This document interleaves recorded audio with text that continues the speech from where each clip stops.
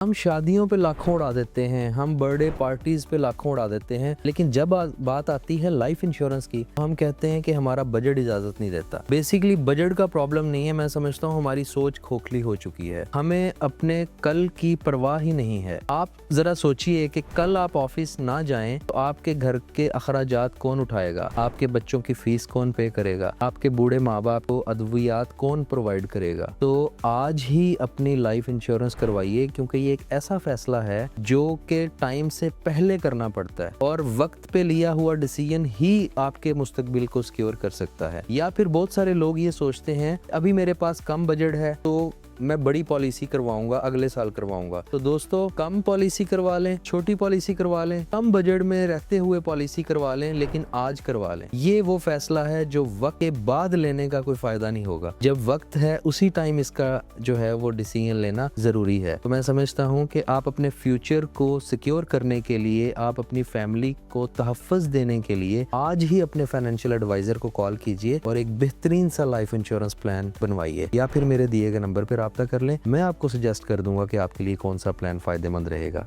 Thank you.